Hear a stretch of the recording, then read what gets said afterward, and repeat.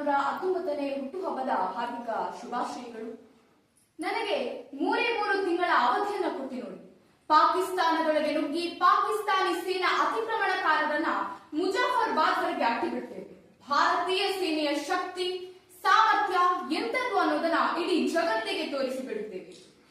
ಕಾಶ್ಮೀರದ ಸಮಸ್ಯೆಯನ್ನೇ ಇಲ್ಲವಾಗಿಸುತ್ತೇವೆ.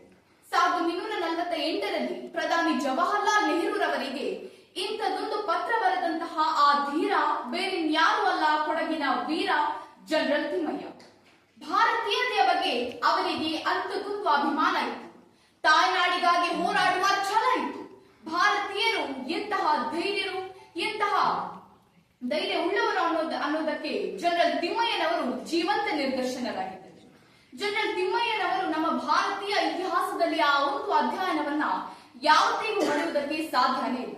ಜನರಲ್ ತಿಮ್ಮಯ್ಯನವರು ಭಾರತೀಯ ಭೂಸೇನೆಯ ದಂಡನಾಯಕರಾಗಿ ಸ್ವಾತಂತ್ರ್ಯ ನಂತರ ಕೈಗೊಂಡಂತಹ ಕಾರ್ಯಾಚರಣೆಗಳು ನಮ್ಮ ಭಾರತೀಯ ಇತಿಹಾಸದಲ್ಲಿ ಅಚ್ಚಳಿಯದೆ ಉಳಿದಿದೆ. ನಮ್ಮ ದೇಶ ಸ್ವಾತಂತ್ರ್ಯಗೊಂಡು ಆಂಗ್ಲರು ಈ